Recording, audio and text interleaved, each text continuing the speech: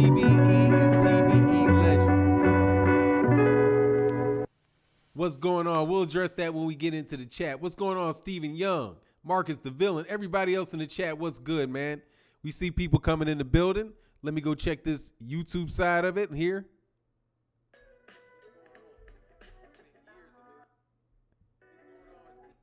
Oh, you know what? I might have to do something here.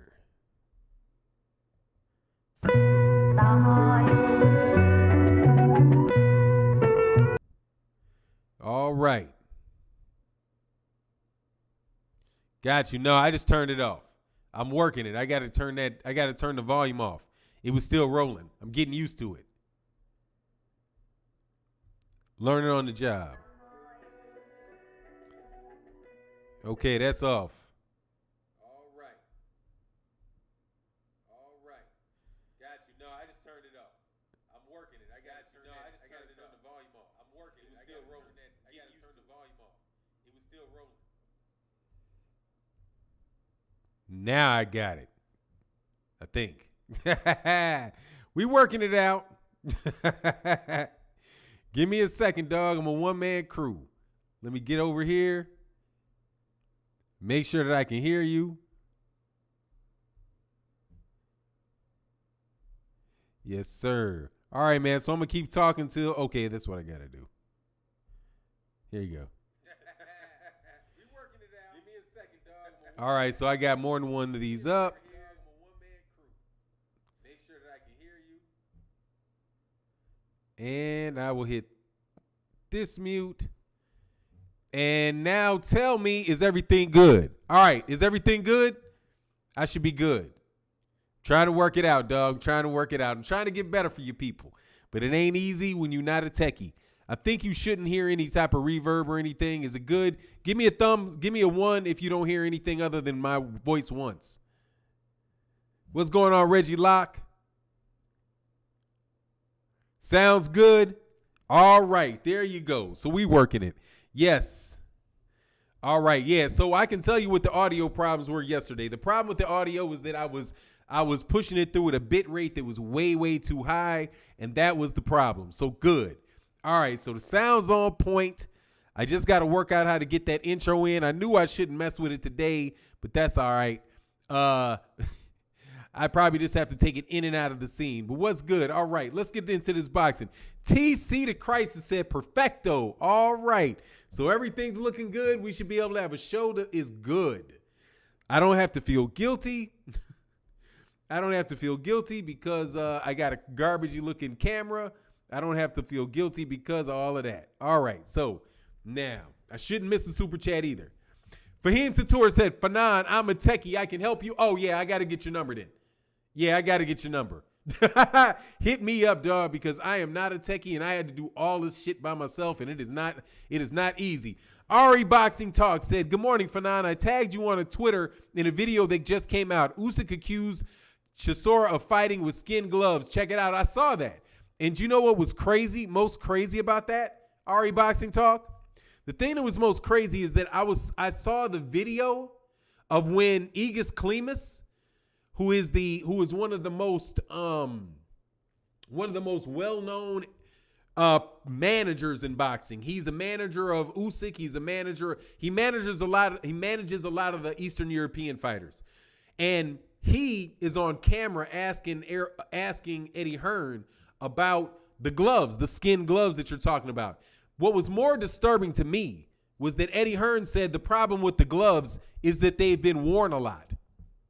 Like, he was like, he said these gloves were the same gloves that Dillian White wore. Like, unless I heard him wrong and I listened to it twice, 3 times, they cut the camera off when they said that.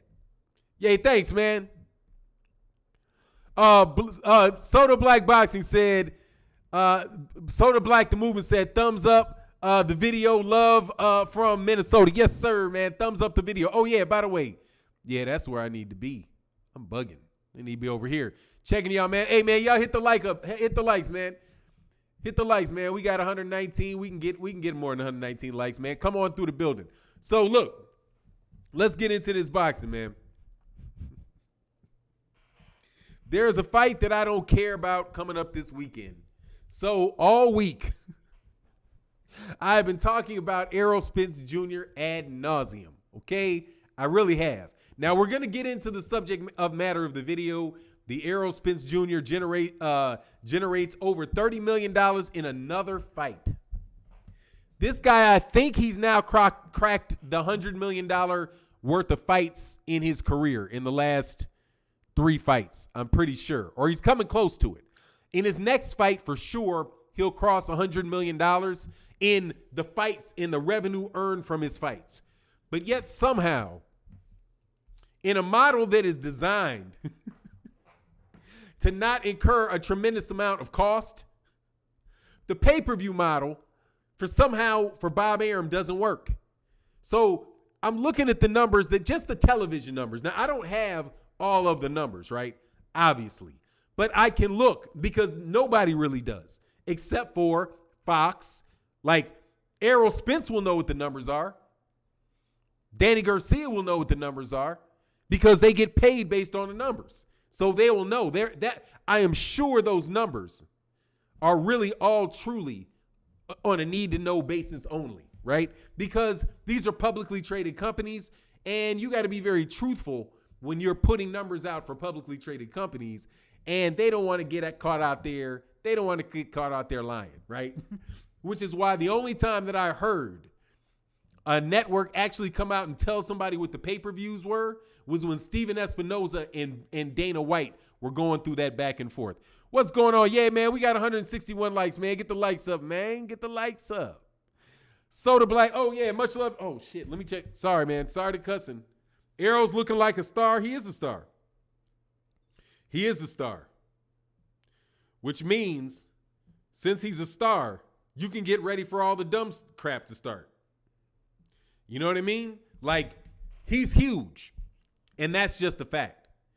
Bob Arum said I think they're shooting for 300, but they got 150,000. Mike Coppinger, who got some sense, put out some numbers that this time I believe, because they're consistent. The numbers are consistent. 300,000 is what I thought it would do. That's what I said. It's like, 300,000, something like that, maybe 350. It's going to be the same. Do you know why it's going to be the same? Do you know why it's going to be the same? It's going to be the same. What's going on? What's going on, Nature Zoo? I like that, the commissioner. Yeah, I'll be the commissioner. Hell yeah, it's going to be a lot of firing going on, though. Whole lot of firing. Like Teddy Atlas said, there wouldn't be a lot of firing. You ain't got to fire people. In organizational change, you don't fire people. You just set a new culture. And see, that's what I like about Deontay Wilder, by telling the truth. He bucked boxing's culture. And when you buck the culture, you change the culture. That's just how it works. That's why, like, little American white kids in the 1950s used to run around with their with their shirts and collars and all of that. And then they let black people out of cages a little bit, and we started breaking the system. So they start following. That's just how it works. There's a norm that's established. You break the norm. When cheating is the norm, in which it is in boxing. Why did you delete your Brawner video? I didn't delete my Brawner video. I wasn't supposed to release it. It will be re-released tomorrow. That shit was mistimed. It made mood B. It was a mistimed release. That's what it was. I didn't intend for it to go out. I didn't delete it though. It'll be back out later on. I have a live stream coming up. So I didn't want to release a video at the same time as my live stream. So I will release that later. I will re-release it later. Oh, thanks. Cool. Yeah. So that's what it was. I saw it had views on it, and I was like, "What? Why does this have views on it? It wasn't supposed to come out." That was really supposed to be a members only video. That's probably what happened, because I wanted to do a mini members only video, and I wasn't really big on dogging like. I really go in on AB in that video. I don't go in on him too bad, but he's just fucking acting stupid. You know what I mean? So I said it, and I was like, I'll make this a members only video so that I don't have to so I don't offend too many people. You know what I mean? What's going on? Be Easy said, brother, I love your great boxing insights. Thank you, sir. I appreciate you. And I appreciate you guys for putting up all this patience with my channel, my live stream video quality sucking, and yesterday my audio sucking. So thank you guys very much for your patience. I make a lot of mistakes, and I really do appreciate that you guys stay and keep talking. Yeah, Brawner, I don't want to do Brawner too bad. You know what I mean? Members only sheet. Yeah, it's members only sheet. You niggas ain't members. You see Tay Brown? What's going on, Tay Brown? Tay Brown with the wrench. Do you see she's not a member though, but you see, but she'll have access if she wants. Bumpy Thompson, you see Brian Cousins, you see all these people with little dollar signs with colors on the mugs. Most of the colors are not green. Green are the newest colors. The reds and all of that you get those colors change over time, dog. So those are people that have really been supporting me for a very long time. So yeah, dog, they get the rawest of the Fannon. You know what I mean? And I am referring to myself in the third person because that's not my real name. So it's more like it is Fannon is the channel. Anyway, say it's so good because the other content is fire. Thank you, man. Well, let's continue on with this fire content then. Member gang, exactly, dog. Supporters up in here, dog. That's what it is. So, more than likely that video is just going to be for members. And they can check me out going off on AB. Because, dog, you be acting stupid. Dude, I told them. Before we get into the subject matter of the video in depth. God, dog, didn't I tell y'all? Didn't I say this dude, the judge put you in a clink and said, hey, I'm holding you in contempt. And then the dude gets out the clink, goes back to Instagram, which he told him not to do, and then it's like, see the rest of my rich friends? Look, here's the problem with the rich friends argument, okay? Here's the problem. Blue Blood Sports TV said 315K. Nobody knows the number exactly, dude. That's an estimate. Anything you're hearing is an estimate. You know why? Because the numbers aren't done being counted yet. I guarantee you. They're talking about a projection. You know what I mean? If you really want to sell it, it's 315, 300, 400, 800. If you don't, it's 150K. I mean, that's how people do the numbers. You know what I mean? That's why every time I talk about it, I say, I don't know what the numbers are, but I know the numbers are consistent because they keep saying the same number, right? Nobody's saying boom, boom, boom. Oh, this one is up, this one's down. No, it's always right around the same 300,000, 350,000. You know why that is? Because those are the same people that are buying all the damn fights. Those are hardcore boxing fans paying that money. And Bob Arum is just pissed off that hardcore boxing fans ain't paying him that money. But they're not paying you that money because your fights suck. Those were good fights. You don't have that good a fight. But you want to tell it, you just want the press to keep telling people you're having the best fights. But we don't believe you. You need more people. You know what I'm saying? We don't believe you.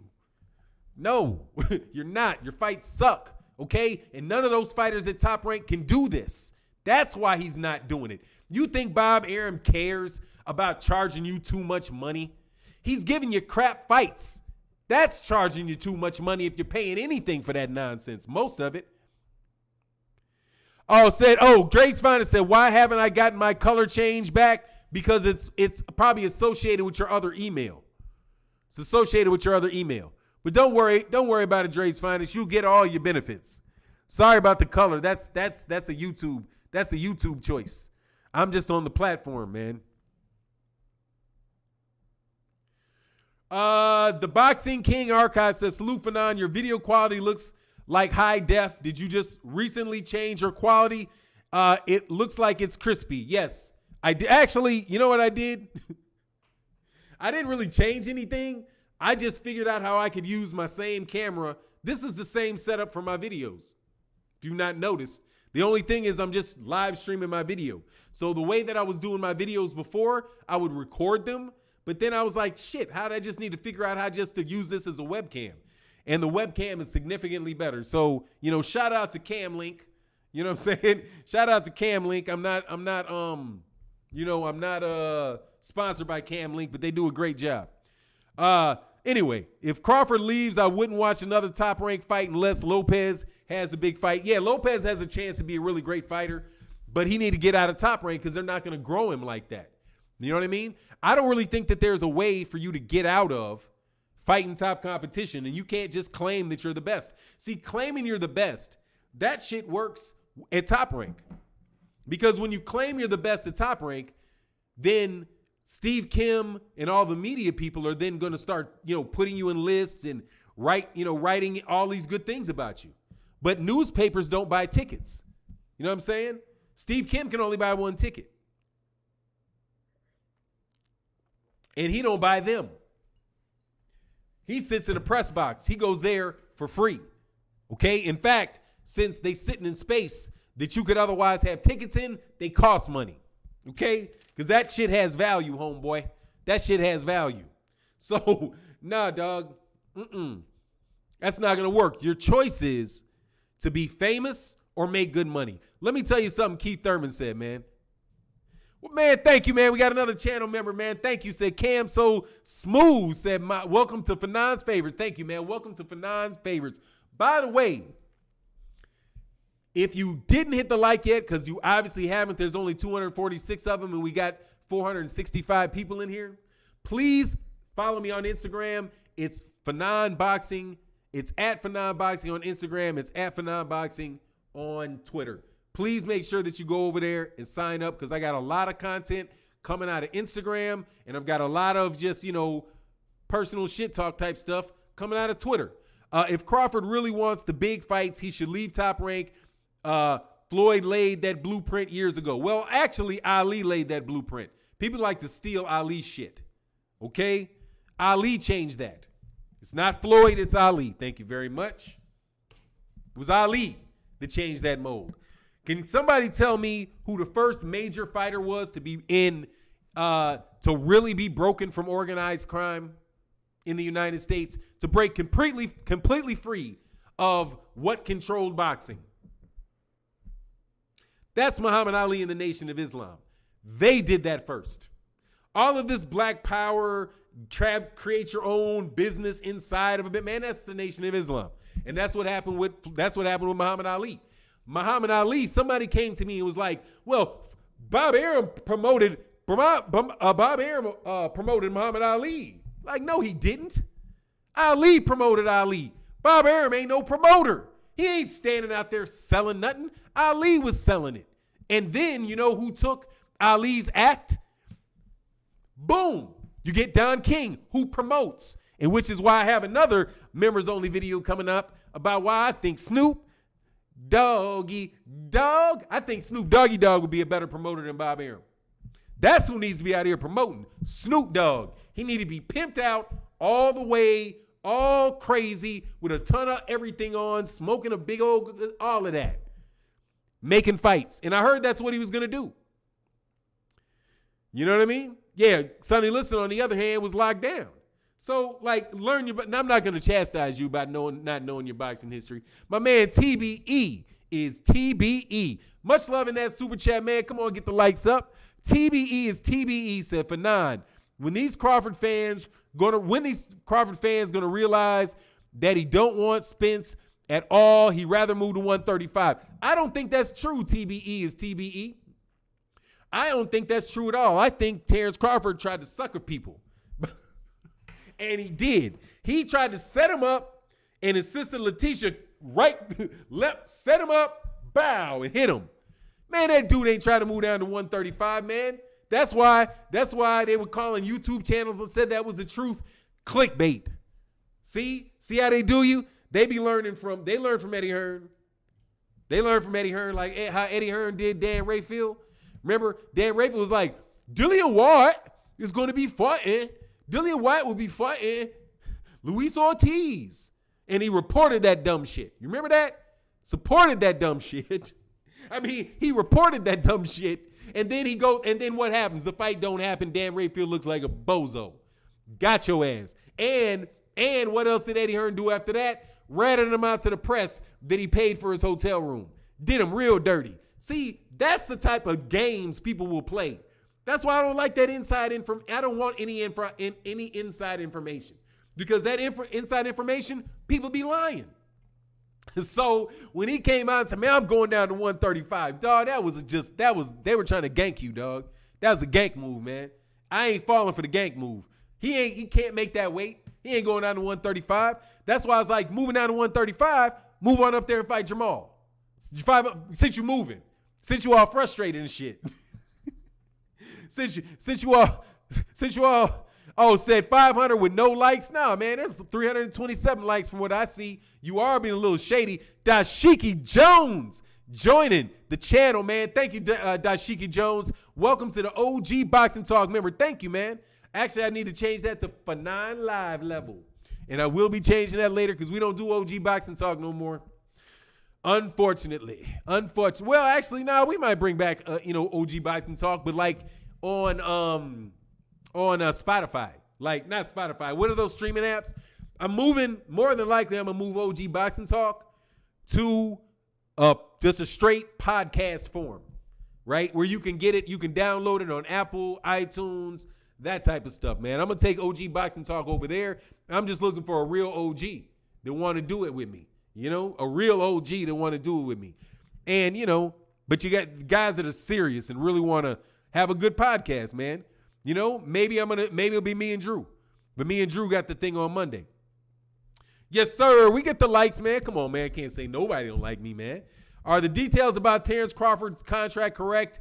About not fighting Spence and $1 million to duck 2020? I have no idea. I ain't got that man's contract. See, y'all ain't going to get me on no sucker duck shit, okay? Y'all ain't going to get me on no sucker duck. I do not know what his contract says. I just know this. He ain't got nobody to fight at Top Rank. I know that. See, let's just get rid of all of the unnecessary, man. Hit the like buttons, man. Hit the like button. Hit the like button. Get Drew. You guys have an amazing chemistry. Thank you. Jalen Alexander. Yeah, we working on it. We're getting better. I got to get he said, Mo City said, check 1, 2. The mic sounds nice. Yes, sir. Check 1, 2. What is it? My mic sounds nice. Check 1. That's what I was thinking. I was like, something's wrong about that. Yeah, my mic sounds nice. Check 1. Yeah, man, get the engagements up, dog. I need more engagement out y'all. Hey, Fannon, do you see the Sonny Liston and Hector Camacho documentaries on Showtime? I saw the Sonny Liston. I have not watched Hector Camacho. No, I have not. But that's primarily because we're in the business of trying to get our own done. You know what I mean? Like Sonny Liston, that's a sad-ass story. Let's make some shits about some guys that really just beasted and had a really good life. That's not you know what I mean? But anyway, we got really good modern day fighters that we could have documentaries about and good things like that about. You know what I mean? Let's just have man, there's so many different ways we can expand the boxing conversation, right? Because see, there's two things that are really great about boxing. The fights and talking shit about the fights. Nobody wants to see the fight if they ain't going to be willing to talk shit about the fight. And quite honestly, the more shit people talk about the fight, more people want to see the fight. So talking about it, right, is the main thing. It's the main thing, man. You got to start with the talk. Because how do you get interested in anything that you've not seen before? Somebody has to tell you to be interested in it. See, and we're generating that conversation or maintaining that conversation. We're generating the conversation, maintaining the conversation, expanding the conversation. And the bigger our conversation gets, the more it's going to support the fighters. And I'm telling you, at a point, we're going to start actually getting decent fights out these people. That's my hope. TB said, just wanted to support you, just getting tired of them blaming Spence. Look, man, they're not blaming Spence. They love Spence. They love Spence. They are envious of Spence. That's okay. That's what they're supposed to be. They're supposed to be envious of him. Shit, he's doing everything. Why wouldn't they be interested? They'd be envious of him. Something that would be illogical of them. You know what I mean? Coveting something is logical. They want their guy to have what Errol Spence Jr. has. So they're either going to do one of two things. They're going to act like Errol Spence doesn't have it, which is just whatever. You guys, that's like acting like black fighters ain't any good. Y'all can keep acting like that ain't true. But, dog, everybody sees what's going on, dog. Your guys keep going pop goes the bust. Bust goes the hype job. Meanwhile, you got guys like Gary Russell Jr. grinding it out. Longest reigning champion in boxing, and none of these guys will even fight him. You know what I mean? 2 new members, man. Thank you guys so much for joining, man. The Texas fan base is a beast. Yes, it is. It should be the hub. It should be the hub if they got sense. It's its own country. Like, Texas is amazing because it is crazy about sports. I mean, when I say it's crazy about sports, I mean from the grade school level up, they take sports extremely seriously. Like, I've never seen it this way before. My son plays basketball, practices with his high school team 7 days a week. They moved this dude from his freshman year. In his freshman year, moved him to start practicing with the varsity already. Like, you're gonna be starting. You're learning all these plays right now. They had in junior high, they had lessons. They have sports practices in the middle of school for credit. So, and then you have 4 major metropolitan areas or more. Houston, Dallas, San Antonio, Austin. Small fights can be in Corpus Christi. You know what I'm saying? I'm not sure how big Corpus Christi is, but it's a huge, and they are very lenient when it comes to events. And they have a lot of stadiums. It's excellent, man. It's an excellent place, man. Yeah, they are definitely fanatics on that football. But just the entire attitude about sports and competition is big. So, and you got the Charlos can fight in Houston. I mean, Canelo's fighting in Dallas, in San Antonio. Mike Dallas said, "How tall is my son?" In basketball height, they got him there. He's 6'1". He's 6'1" as a freshman right now. Like, he's probably going to wind up, I'm thinking he's going to be around somewhere like 6'4", but they'll say he's a little taller. However, dog, he can shoot the lights out, and his ass is going to go by you. Like, he can ball. He can ball out, dog. He can ball out. Basketball a Southeast thing? Nah, basketball is a Midwest thing, man. Y'all ain't playing with the Midwest dudes. You know what I'm saying? Y'all ain't playing, man. No.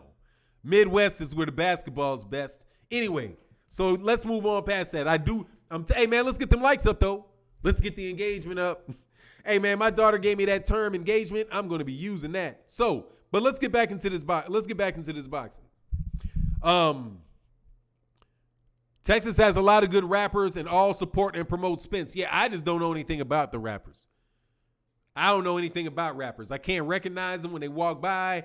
I just realized, I'm like, maybe he's a rapper because he looks like people are reacting to him or he's walking like he's thinking there's a crowd around his ass or something. That's how I was. That's how I was. I was like, this nigga walking like he mighty famous. I don't know who he is, but he walking like he's that. You know what I mean? Because it was only like him, maybe 3 people around him, 2 people around him, but his whole, I was like, nigga, it ain't dark in here. Take sunglasses off. I don't know who he was, though. So don't think I was dissing any particular rapper because I wasn't. I don't know. Like I said, I don't know who he is. But if Rakim had walked through that mug, I would have been, hey, man, I got you. Hey, man, look. Yeah, Chicago's where all the ballers come to get that work. Yeah, man. Absolutely. Chicago's where they just really strong basketball players, though, dog. Real. That's a lot of basketball there. I am disagreeing with you about the Midwest being the best in basketball. I'm going to say the West Coast. Man, stop.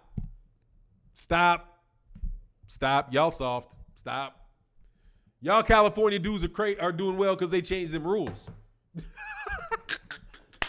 Because they won't let these Mississippi Negroes lay y'all on y'all back when you try to come through with them layups. Nah, dog, you don't see them Chicago dude. Them Mississippi dudes is big as shit, dog. Like, in Chicago, like, you got tall people everywhere. But Chicago dudes are all pretty much coming out straight through. Man, look, really? Chicago? Who won the NBA championship this year? Who won the NCAA? Who won the India? Who won? Who won it? Where their players from? Who won it and where their players from? And thank you. I don't even talk basketball. And stop it. Stop it. We ain't talking about Chicago. We're not talking about Chicago pros. Anthony Davis is from Chicago, friend. And he just won the won the NBA championship. Your boy LeBron is from Cleveland.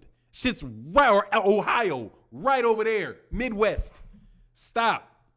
Okay? Stop. Look, Dust, for real, stop. Anyway, of course he is from Chicago. Get out of here, man. They be screwing Chicago players too, because they won't let more than one city team go down state. But y'all know the California Lakers are pro. We're talking about the people. I ain't worried about no LA. The man bump that. Look, I'm telling you the truth, and I'm getting back on boxing. As far as this U.S. basketball goes, I don't care nothing about Texas is whatever. Okay, I'm here in Texas. It's okay. It's not the Midwest. It's not. The basketball in the Midwest is like football in the South. The football in the South is crazy.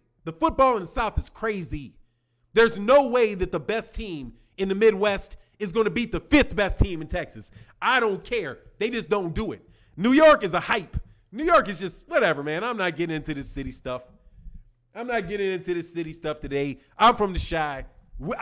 I take credit. We'll take credit for what we do. And that ball, we ain't nobody worried about y'all with no basketball. Chicago ain't worried about y'all with no basketball. Y'all know what y'all gonna go do? You're gonna go get you a magnet school or something. This is how y'all do.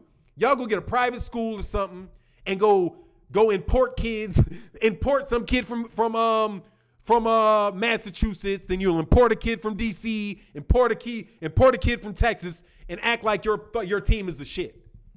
Fuck up out of here, dog. If they just had one Chicago high school team, dog, I'd just stop. Anyway, we're back to this boxing, man. I know about this boxing. I ain't up to date on that basketball. Other than to know in Kansas City, Missouri, they used to play this game called No Babies Allowed. My son thinks people down here are just so soft. They put kids in the middle of underneath the rim. I ain't even gonna talk about it, dog. Look, Kansas City basketball is like little Chicago basketball, and trust me, they are bananas, dog. They are the most vicious. I've seen the most vicious, brutal junior high school and 7th grade basketball that I've ever seen in my life in Kansas City. These dudes be having these midnight leagues, and they got the kids playing in the midnight leagues. I've seen these kids draw blood with elbows, and they just be like, get up. You know what I'm saying? Get up, keep playing. You know what I'm saying? Then you go somewhere else and you breathe on them and they're blowing the whistle.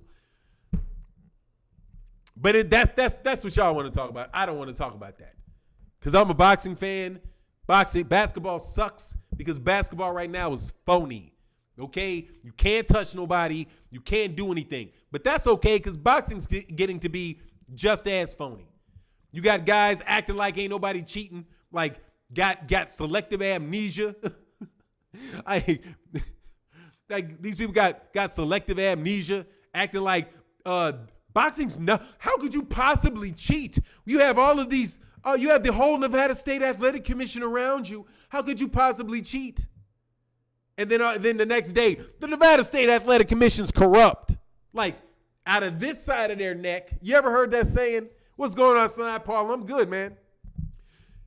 Basketball is soft anyway. Nah. It played right is not soft at all. If played right, it is very, very hard. Okay? If played right, it is very, very hard. You got to have skills to play basketball. You got to have skills to box. Lord have mercy, you got to have skills to box. Nate Robinson. I ain't the one to talk bad about Nate, dog, but you know, whoo-wee, dog, they can teach themselves how to beat you up, okay? This hook, oh, Lord, if I would have known how to throw a proper hook when I was a kid. Man, oh, man, oh, man, oh, man. I sometimes do be looking at these boxing guys. I've been looking at these boxing guys, and I see who did I see? I think I saw Errol hit the bag. And like I tell you guys all the time, I am not like the most technical of boxing observers, okay? They got a lot of guys that have channels that are going to break down every foot movement and all that. I don't really do that. However, as I watch it more and more and I listen to people that talk about that, I'm becoming to recognize some shit. So I saw it was Errol Spence hit this bag. And he hit this hook. The hook was like, I mean, it was I was like, ooh. Because I used to hook kind of like this. When I used to fight in fights, I would kind of slap around you. Like if I had to hit, I'd slap around you.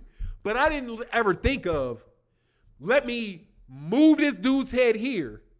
And then when he comes back this way, I'm going to hit him with some shit like that. I'd have been breaking jaws for fun. So, no, dog, it is a skill set, okay? You can have athleticism, which is why I probably was able to win. That's why I was pretty much why I was able to win a lot of fights, because I was more athletic. It was just tougher to get close to me, right? Because I would keep you out here and pop, pop, pop, right? Or if it got close, strong enough to hold you, get you right, you know what I mean?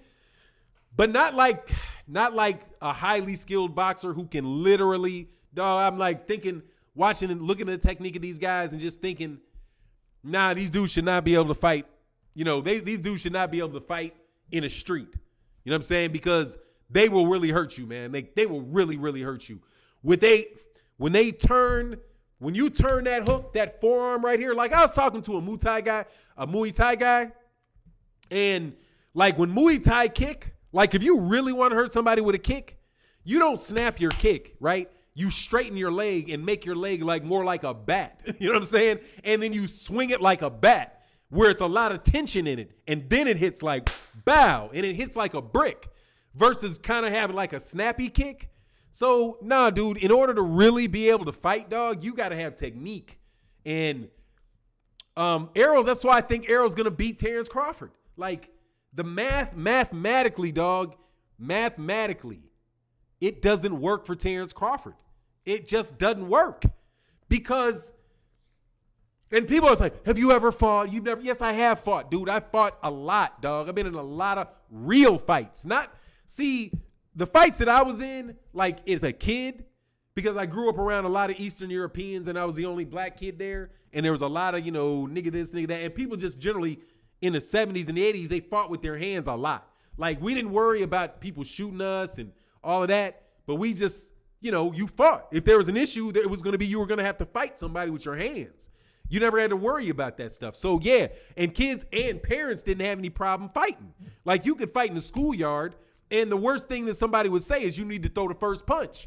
You know what I mean? Like, that's how they would talk to you coming down the street. They'd be like, hey, you need to throw the first punch next time. You know what I'm saying? Like, that's how my neighbors would be. They would be like, because I used to fight kids who were, like, older. Like, when I fight older kids, because when you're the only black kid, you got to fight older kids. So I would fight a lot of older and a lot of bigger kids. And the reason that you can win is if you are away from them. You can't let them grab you. You got to like that. So I've been in a lot. What Errol is doing is really bad for Terrence because Terrence is athletic. It's like he wants to catch you when you try to come in. But Errol is so narrow with it. He's so narrow, but yet cautious, and he's always keeping that space. And his hands are always keeping space like that. It's very difficult because you're always going to be in range for him slapping the shit out of you. You know what I mean? Like, you're always going to be, if you're athletic, you can stay out of range, completely out of range, right? So, like, motherfucking nah.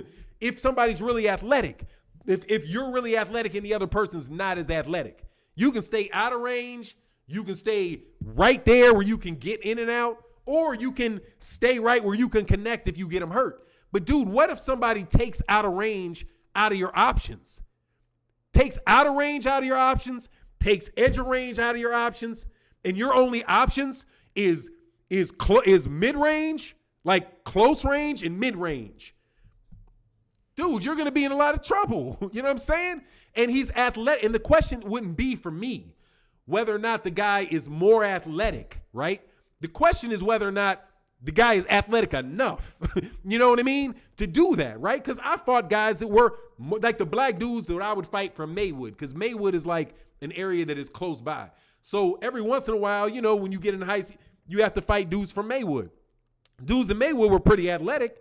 That was a different thing. With somebody that's really quick, or you might be stronger, dude, you just got to stay, a little more stay put, and you got to let that dude come to you so you can catch him coming in when a guy is more athletic. At least that was, or I had to worry about that aspect of it. A lot of them dudes out, like some dudes just hands so slow you can do whatever you want. But if there's just been in a lot of fights, that's my experience in fights. You know what I mean? But close range with cats that can grab you and are big or know how to handle that, that's a very dangerous situation, man, that I say stay away from at all costs, man. Yeah, people act like I have a lot of respect for them MMA guys, because that's the type of stuff when you get too close, because then you got to be able to fight down there too, you know? Errol is more athletic. Bud is very stubborn. I don't know, man. I don't think he's more athletic. I think he's athletic enough. I don't think that the difference in athleticism is significant. You know what I mean? I don't think it's significant because, and if it's not significant, then the style and the coaching advantage, like Derek James, and I know I'm gonna get myself in hot water, but I just don't give a fuck, really. Look, this is my observation about Derek James and what's going on, Junior the Truth, man. Make sure y'all subscribe to Junior the Truth, who comes on right before I do, and make sure y'all go, man, because that means y'all be here on time, man. But look, this is the thing for Derek James, like my observation between Derek James and Bomac. Bomac has a team of guys that work with him. One guy on the mitts, one guy doing this. He's like maybe more of the manager, like a hybrid manager, trainer type of thing. Derek James is just a trainer. And he doesn't seem like he's got a lot of ambitions to be anything other than a trainer. You know, I don't hear him in the media. And again, because I've met a couple of these guys, do not think that I'm speaking for them or that I think that I know something that is not readily available in the public. Okay? And I need for you guys to understand that. I am not breaking any news. I am just talking about the same articles, the same news, the same boxing, the same fights that you have watched. So when I say that Derek, what's going on, Robin Beam? So when I'm saying that Derek James seems completely focused on boxing, that's my observation of watching him and seeing and listening to what he talks about. He doesn't talk about the money. He doesn't talk about the next opponents really too much. He's really about the technique. He's a trainer, which is why I think he's trainer of the year, and I'm getting ready for you guys to try to figure out how to rob him. Like, y'all let me know exactly. How will they rob Derek James a trainer of the year? Is the only question that I have. When he said they'll find a way to give it to somebody else, I thought to myself, you right, Derek, they will. Oh, also, just because I call Derek by his first name, that's because I don't want to have to say Derek James, because I talk for hours every day, and I'm trying to just say Derek. You know what I'm talking about. It's not me saying that I'm personally friends with him. I'm going to make sure I do this, because I swear to God, whenever I mention something about somebody, I feel like I get stressed because people assume that I know the people. Just because we black and we all look alike don't mean that we all know each other, right? Anyway, my man, Junior the Truth in that super chat, man. Thank you so much. He said, good morning, fam. The Punch Junkie is in the building. Paid plug, LDBC. You ain't got to pay nothing. You ain't got to pay no plug. I wanted to put it in my one of my videos. Man, I'll announce it for a show. I'll announce it for sure. You do really good work, man. Shout out to everybody in LDBC. Boo, boo, boo, boo. Goosen or Ben Davison is true trainer of the year. Oh, yeah. I'll tell you who need to be trainer of the year.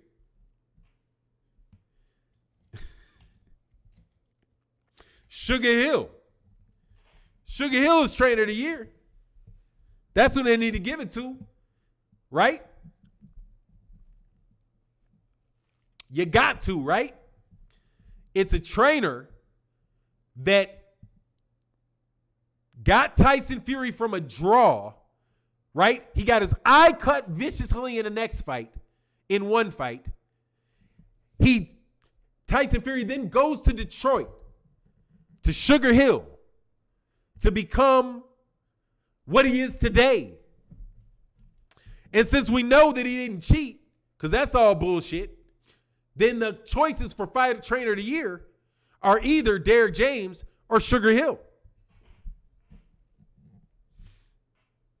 It's one or the other. See, because remember, I'm crazy. And Tyson Fury didn't cheat.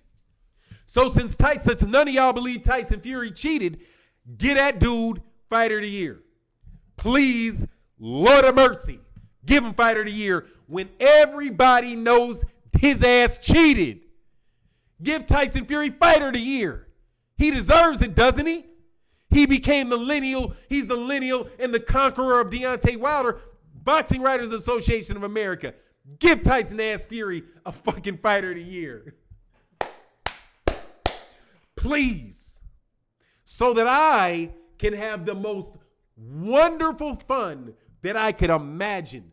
I swear if that news came out, dog, I would just be, oh, thank you so much. Thank you for stepping on that grenade. Thank you. Step on that grenade. So we can watch you go boom for doing something like that, dog. But you know it's possible. Don't tell me that it ain't possible. It is most definitely possible. Cheater of the decade. Man, in boxing. Oh, Tyson Fury just turned down UK Sportsman of the Year. No, he did not turn that shit down. I don't think his ass was even nominated, dude. He was going to lose to some guy named Shuckleberry. I don't even remember the guy's name, but I went in there and he was like, no, it's Shuckleberry. It's Shuckleberry. I'm like, who the fuck is Shuckleberry? But whoever Shuckleberry is, cats in the UK think he's the man. I see you, Mike. I see you, Mike T202. Please give it to him. Please. Please. Please do that. I mean, dog, it would be like Christmas present. That's what I want for Christmas.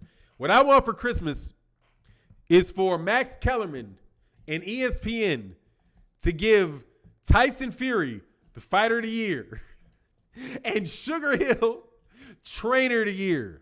I promise you, dude, I will do a 3-hour documentary on ESPN. And that shit will be classic. Shit will be hilarious. Oh, God. Or is he going to give it to Teofimo Lopez? They may give it to Teofimo. Like, who can they give fighter of the year to? Really, we're getting close. Who can they give it to? It's got to be Errol Spence. It's got to be Errol Spence. He has to be fighter of the year, dog. There's nobody else has overcome what he's overcome. Trainer of the year has to be Derrick James because he had Jermell Charlo and Errol Spence Jr. The dude's got 5 major championship belts in 2 weight classes. He has to be trainer of the year. There's nobody else that's done anything like that, dude. Nobody. All right? Nobody. So we will see how Steve Kim finds a way not to give black people the fighter of the year and the trainer of the year at the same time. And the fight of the year. Who's fight of the year? Oh, they got to give it to Tyson Fury, right? They got to give it to Tyson Fury, right? When they give out their Tyson Fury awards, dog, I swear to God, dog. Lomachenko, hey, TC the Crisis said, oh, Steve J said, I'm telling you, they will give it to Teofimo or Fury. Monster Inoue. Monster Inoue. That's the safest one, Monster Inoue. Hey, is Jermell, my fighter of the year? It's Errol. Nah, man, it's not. Man, that dude got flipped over 9 times in a car accident. He turns around and admits pretty much everything that he fucked up with. He rekindles a relate. Now that shit. No pause. I say he rekindles, nigga. I'm using my what is those adjectives or whatever? No, that's not an adjective. What is kindles? That's a fucking verb, right? Fight of the year will be Monster. It'll be anyway. Yeah. Gotta be, dog. Gotta be. Canelo. Oh, Canelo can knock out Callum Smith to get it. He can get it. Who else can get it? Somebody. Oh, AJ. AJ, did he? If AJ knocks out Pulev, he could get it. What's going on? B&B boxing in the bill is a verb. Yeah, rekindle. To kindle. That's an action. That's an action word. Yes, sir. Rekindle. Yeah, to rekindle. To start something. That is a verb. They give it to Canelo and Bomac. Look, man. I don't want to start no shit, but I do. You know what got me thinking that way about the comparison between the trainers? Because Errol's got a better trainer. He does. Like it's less moving parts. Like less moving parts. Say what you want, dog, but the more people that there are, the harder it is to communicate. It's just what it is. When you have one person that has a vision and another person buys into that vision, that's all you have to do. You guys are working. You're going to have a much better, in the same hour, you'll get more work in, right, than you would get if you're switching between different people. The guy only has to negotiate with himself, right? You don't have contradictory stuff going on, right? It's just the fewer moving parts, the fewer things that can break down, right? When you get tired, for example. That's true in teams, and that's true in physiological things. It's just a truism. The less fewer moving parts, the better usually, the more consistent the opinions are.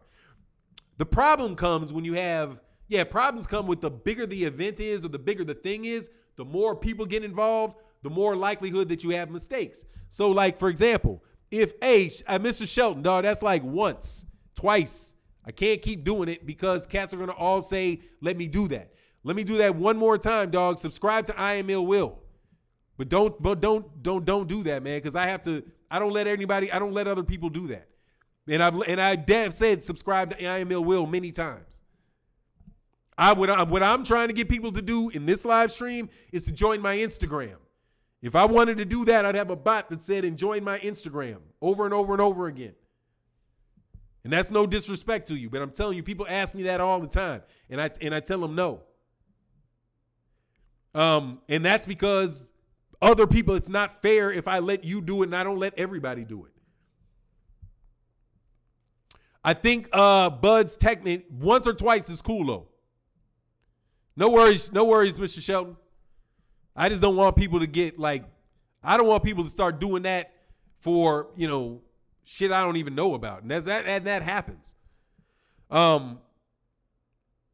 He said, where two people agree and move in continuity. Yeah, it is. It's the two is, in that situation, what is it called? Too many chefs and too many cooks in the kitchen. But hey, thanks, Steve J. Now that I appreciate. Hey, matter of fact, dog, switch up with those. Yeah, I do need you guys over at the Instagram though, for real. It's important. Like, we're working over here, man. We are definitely doing things. And anyway, I won't go in. Yeah, I'll go into that a little bit later, man. But look, man, we've got over 5,000 people that have come through this live stream. Bob, hit the like button. Hit that like button when you come in, man. You guys are new. Teofimo Lopez doesn't deserve to be on the front cover of Ring. Teofimo only beat, yes, he does, Oscar Fishnets. He can be on whatever Oscar wants to put him on. The Ring magazine don't mean shit.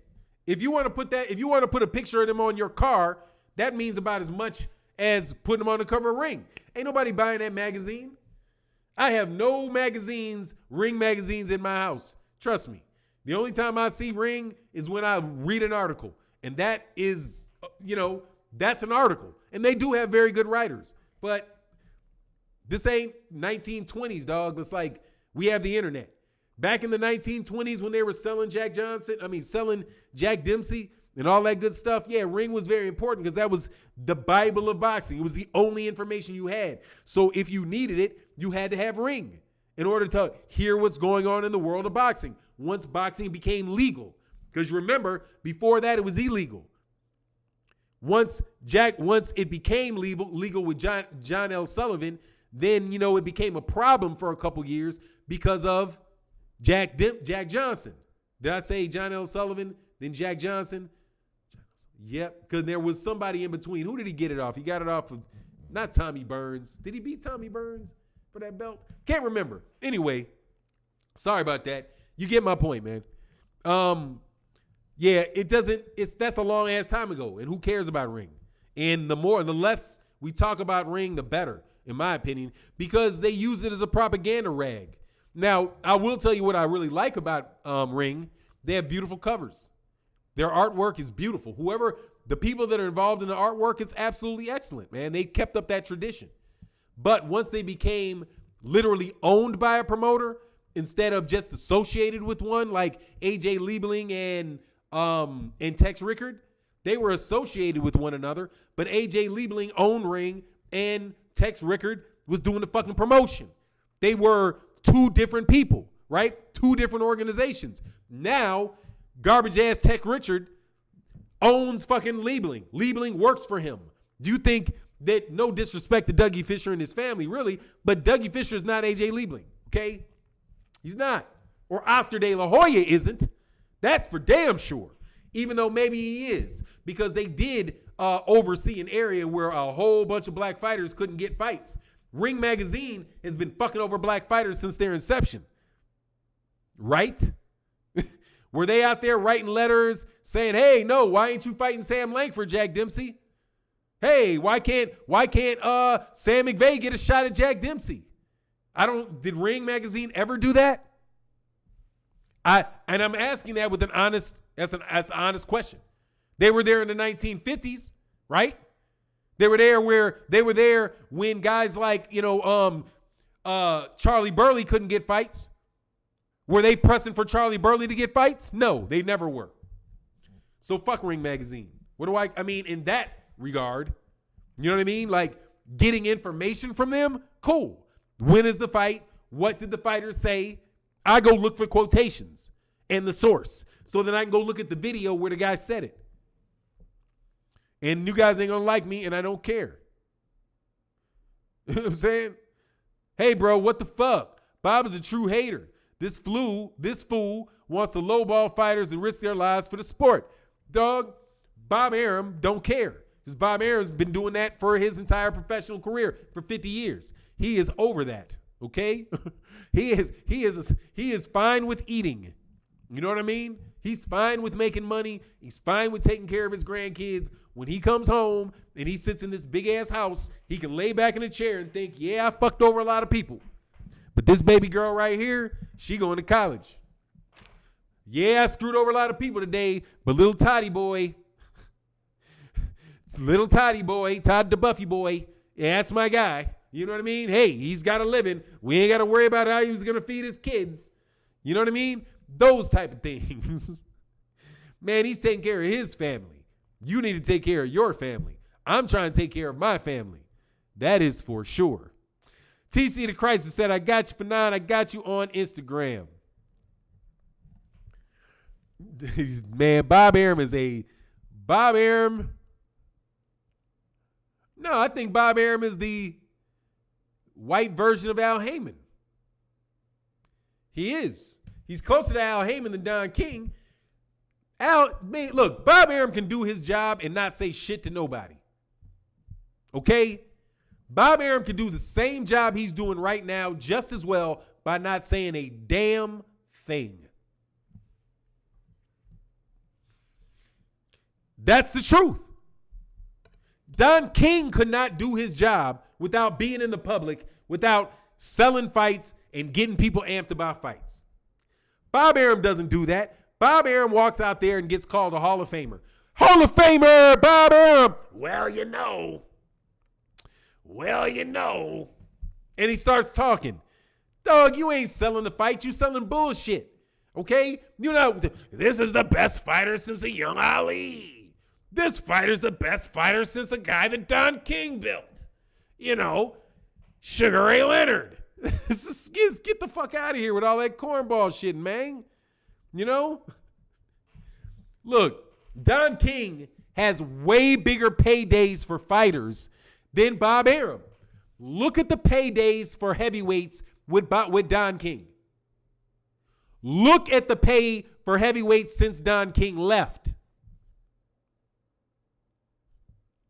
Don King was paying big money. The problem that fighters had was they weren't getting all their money, or they were having people siphon stuff off the money. But the numbers themselves were very big. That's called stealing, getting the money in-house and stealing the money in the house. What Bob Arum does is Bob Arum doesn't let the money come to the house. He takes the money up front, right? He takes a lot from many people, okay? He takes a little from a lot of people. Don King took a lot from a few. What the fuck is the difference?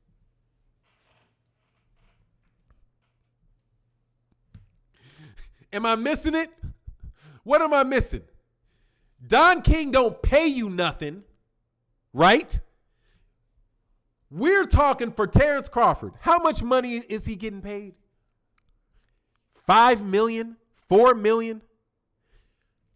How much was Sugar Ray Leonard getting paid in the 1980s? Let's look. Oh, I could pull this up on once I get this OBS stuff together. Let's see something. Sugar Ray Leonard purse for Duran. Oh, for Duran.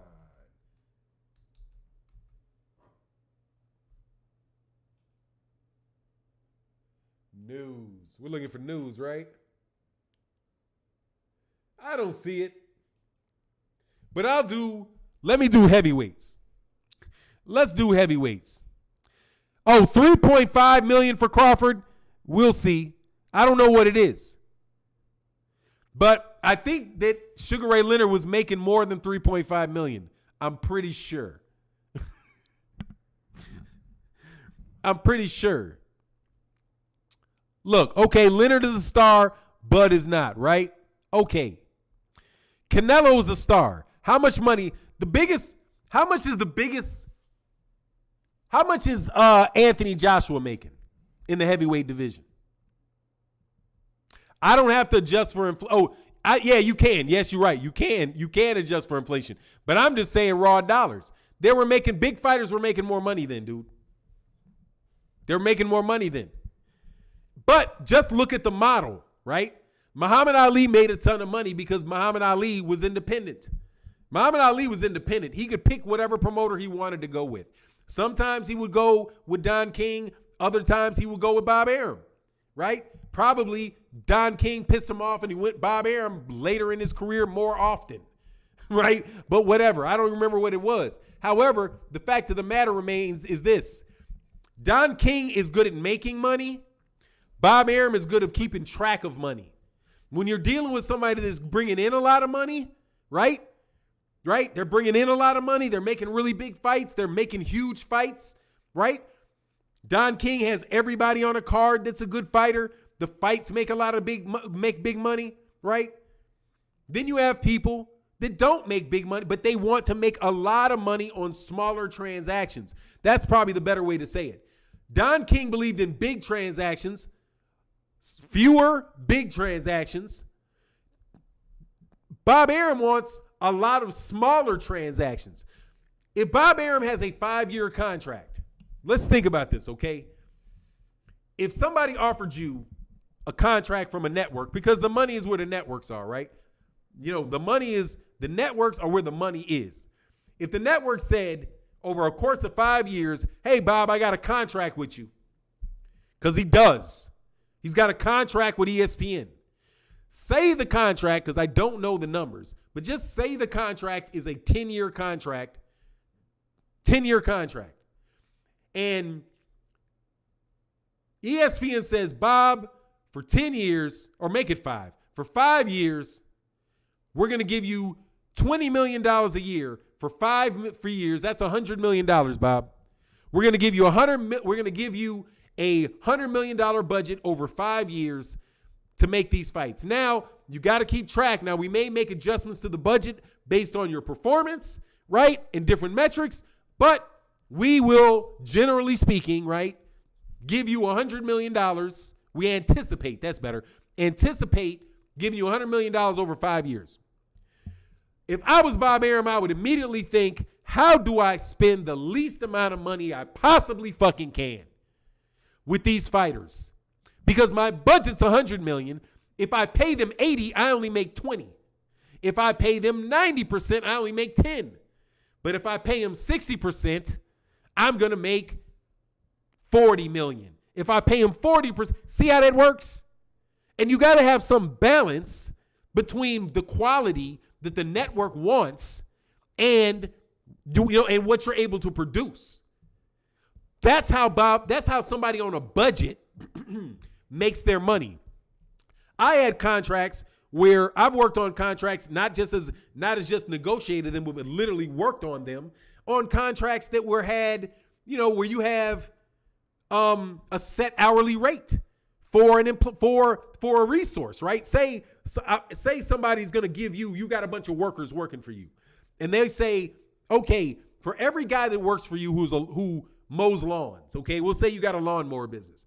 For every guy that you have in your lawnmower business that works for us, we're going to pay you $50 a lawn, right?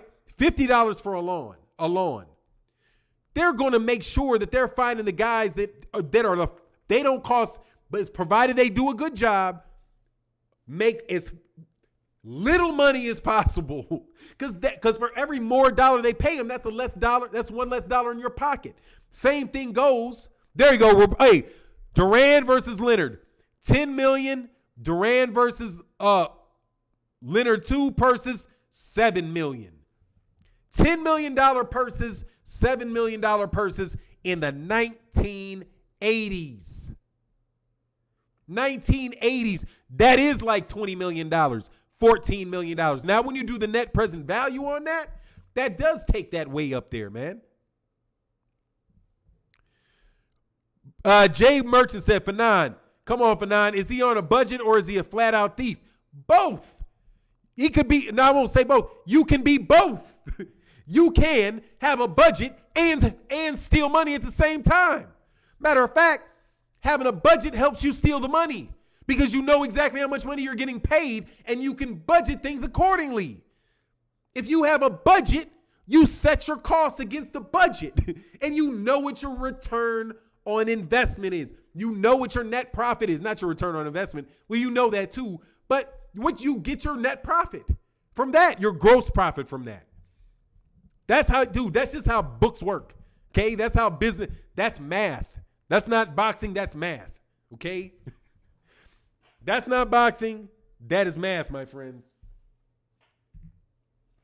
That's when you're trying to figure out.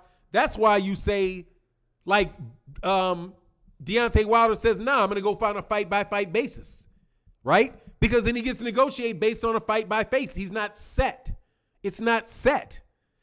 There's benefits and disadvantages to any structure of a relationship, okay? It's just what it is. Like you have not a lot of people think of your marriage as a contract, or a business relationship. But in the truest sense of the word, it is a business relationship. And it has some good sides to it. It has bad sides to it, right?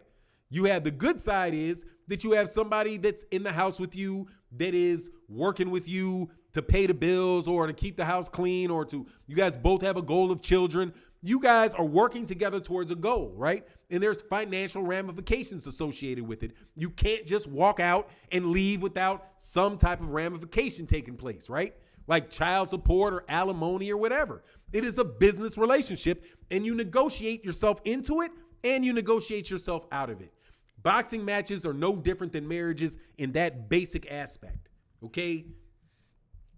That's just, it's a business relationship. It's a relationship for the purpose of generating money, or a relationship for generating a family. Bob plays the percentages. Yeah, Bob, that's how you make, it's like, have you guys ever seen not Brewster's Million? Was it Brewster's Millions? Who was the guy that was, I think it might have been Brewster's Millions. Do you remember when Richard Pryor he found a way to steal a penny off of every transaction that his company made? And over time, he made a lot of money, but they couldn't find it because it was only a penny. But they eventually caught him because he was stupid enough to be driving a Ferrari to the parking lot, right? That was the joke. Smart enough to steal it, smart enough to steal it, not smart enough to keep it, right? Was kind of the joke. But that's how they steal from you. They steal from you a little bit at a time. That's why you always got to change your accountants. If you got an accountant, you got anybody counting your money, you got to change them out like every 2 years. Like, they got to go. And then you got to audit whatever the person did before you. Otherwise, you could wind up missing, like if you are, say you have a business that is like a $30 million business, which your fights are $30 million businesses, you can easily miss $50, $60, $70,000 out of that easy. $50, $60, $70,000 can disappear out of that shit. You would never know it was there. It would be like on your card, on your credit card, where like your son might have gotten a fee like, hey, Dad, can I get a video game? And you say, yes, son, you can get the video game. But he doesn't tell you it's a reoccurring charge. So you're looking at and that's like in 2016. Then you look at your bank statement in 2018 and you be like, dude, what is this $5 charge every month for the last 5 years? That's $60 a year for the last 5 years, right? That's $60 a year for the last 5 years. That's $300. How the fuck did $300 just disappear out of my house and I ain't never even see it? And look, that's $300 disappearing. Now do that for 10 apps. That's $3,000 that you will not find. You know what I'm saying? Unless you have somebody audit your bank account. That's the type of shit that they would do. That's the thing. What Bob Arum did, what Don King did, he had a different scam. His scam was this, from what I can see.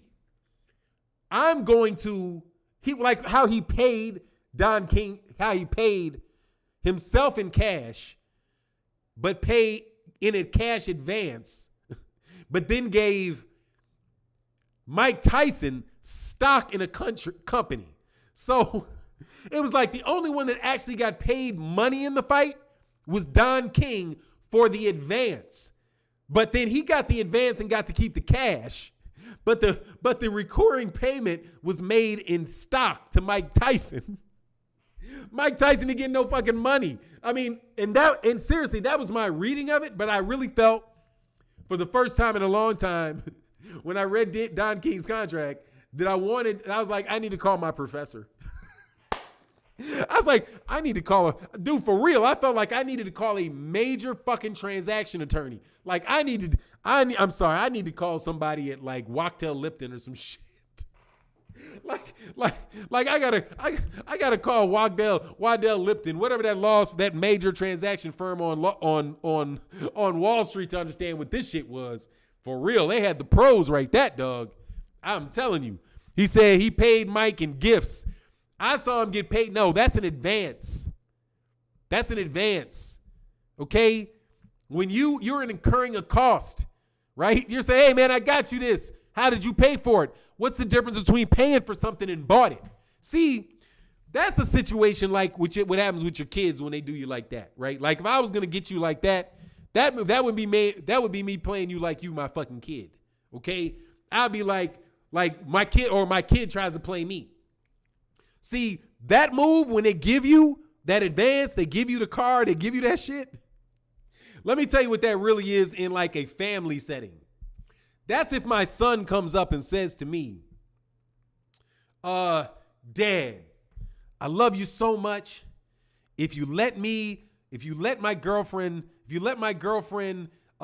sleep over, I'll give you this gold watch. And you say, son, fuck no, and that's my watch. How are you going to pay me for something with my own watch? No, tell that skeezer to kick rocks, right? You paying me with my own money. That's when they say they buying cars like advances. Like, that's how they get people in the recording industry, dog. B Vice Boxing says, salute, man. Salute to you, man. Maynard Denard said, Errol, Wilder, and Tank are the new stars of boxing. Yeah, they are. Numerically speaking, they're killing it. They buy you stuff, then charge you for it. Or they just buy you, or you're just buying it. Or you're just buying it. Power of attorney gives them ability to spend your money. Agency gives them the ability to spend your money. Man, they spending your money. And that's a distinction without a difference. If they take their own card and buy it, but they give you the receipt, but they never give you the money, they take it out of the money that's coming. Like, they're taking it out of the money that they're supposed to be paying you. If they aren't doing that, then they're stupid. They're not very good thieves. Like, you need to get your thief game up.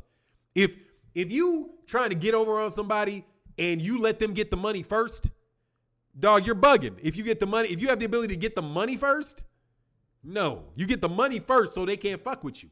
That's how you go. Like, if they directly pay you, you're the boss. I'm telling you.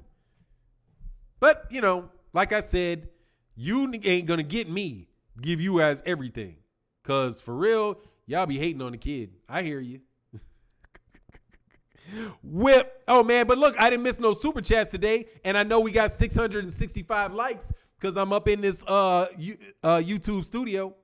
Let me get some questions, man. Let me get some questions out, y'all, man. Y'all ain't talking to me very much today.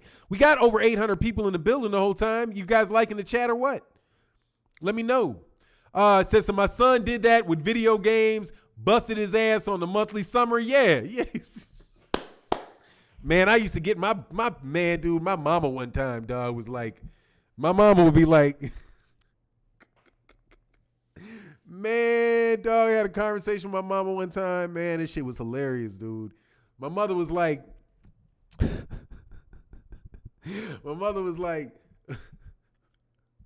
you know, I know you, because I was like, you know, I'm telling you, this is embarrassing, but fuck, it was a long time ago. She's like, you know, I know you're ordering them dirty movies, right? On the bill, right? Like, you know, I'm looking at my bill, right? And I smell that weed coming out that bathroom. But she told me years later, I was like, God dog, man, I thought I was being slick. She's like, nah, you weren't being slick. I was just letting you make dumb choices. See, young people think you stupid, dog. Man, not everybody's stupid.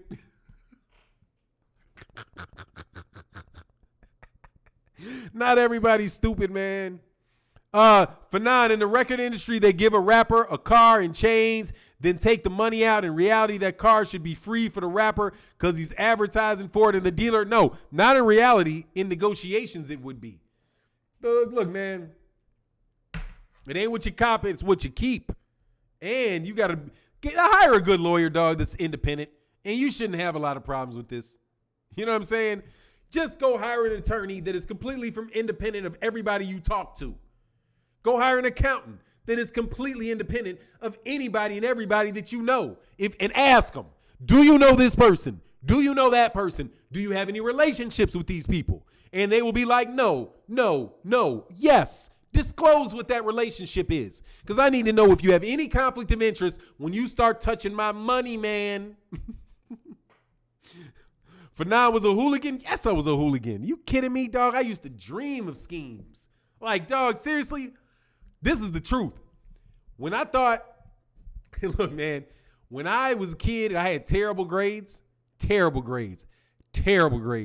all the way up until like high school, I was an athlete. And I got through high school because I was an athlete, right? When I got to college, I realized I wasn't that good an athlete. So I was like, oh no, athletics ain't my way, ain't going my way, right? when you see guys just like, oh no, I'm nothing like that, right? So I started getting smart. Like I just like, fuck that. I got to get smart in my mind. I'm smarter than I am an athlete. I was a good athlete, but I'm much smarter, like much, much smarter than I am athletic. So I was like, I'm going to take advantage of the fact that I'm smart.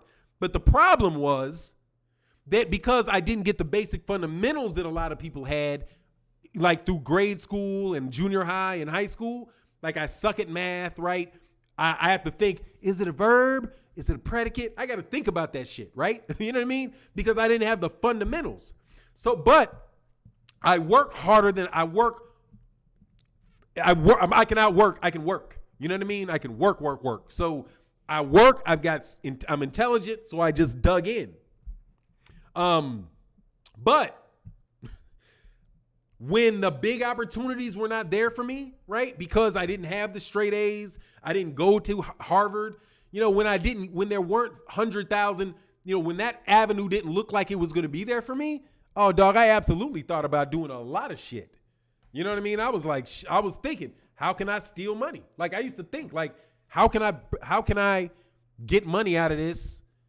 How can I do this? You know what I mean? Like that intrigued me. Like, how can I, like when I was in politics, like when I would work in politics, I would think like, how can I fix an election? Like, how do you do that? How can I make this come out this way? Right? Like I was intrigued by that stuff because at a point I thought that was the only way that I was going to be able to survive, not survive, but I thought that it would be the only way that I could excel. Right? Because I had dreams of big houses and cars and all of that stuff. And I was like, that's the only way that I could think of myself getting there is because I didn't have the academics. That's what I thought. But then I was like, nah, my intelligence kicked in. I was like, nah, you're going to go to jail. Your odds are you're going to go to jail. So that's not going to work and you're going to embarrass your family and all that. So I didn't do it. You know what I mean? And I just stuck my nose to the grindstone. But still, yeah, dude, I look at thieves and I'm more interested in how they steal than judging why they stole. You know what I mean? Like, I'm more interested in with like people who are people that are drug addicts. I'm more interested in like why, not even that. That's a bad example. Like Tyson Fury, like only that level of cheating and violence, that bothers me because he's trying to kill a dude. It doesn't bother me that guys would try to figure out a way to fix a fight because I think to myself, dude, if you're thinking about $300-400 million, people will steal from you and they will find ways to try to steal from you. And then, so you got to reverse engineer them. You know what I mean? So like, that's where I think that like, that's why they say game recognizes game and shit like that. Because when you have a mentality of somebody that can be sneaky and can do those type of things, when you work for the other side, you can be very helpful because you can then, because you have that mentality, you can deconstruct what somebody else would do. Because it's almost like when I think of Bob Arum ripping off boxers or Don King ripping off boxers, I would just think in my mind, how would I steal from boxers? How would I do this? Why would I make that decision? Right? And then you can work yourself backwards from there. And I think a lot of times you can deconstruct problems that way. And I think you do, like, if I was a fighter, I would be having people around me thinking, how can somebody fix this fight? What way? Now, you can't control judges. You can control your water.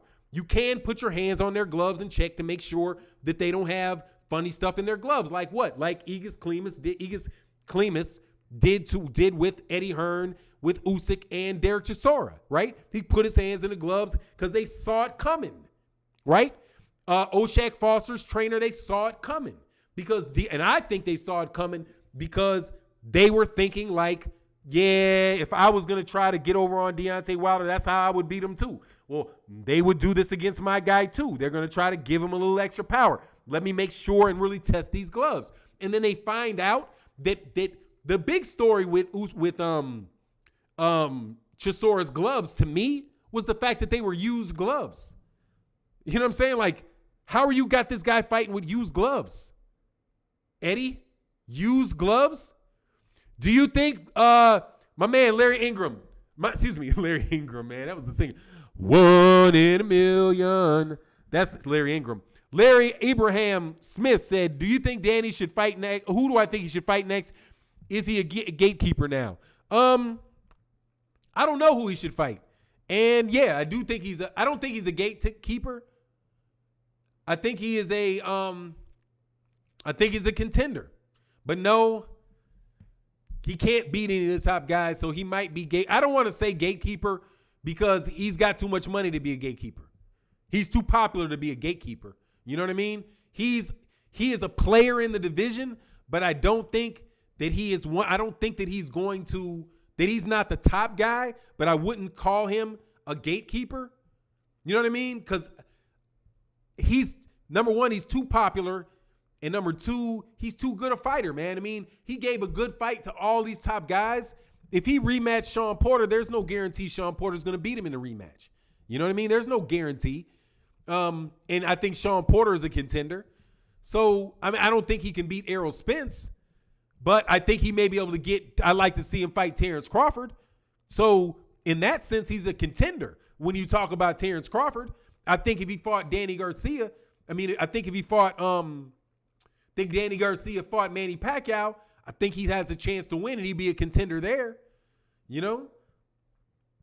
Yeah, I think he's more a contender now that I think about it. Matthew Valentine, much love in that super chat, says, keep grinding. I will, man. Thank you so much for the support, man. And let me know if you guys really like the format. My man, Paul Carrick said, peace, Bison and the LDBC. How does Manny not fight in almost 2 years and not get stripped of his belt? Same way Canelo Alvarez has not defended his WBA belt in what will be 2 years soon. Same way that Keith Thurman kept his WBA belt for almost 2 years and not defending it before before Manny Pacquiao got on it.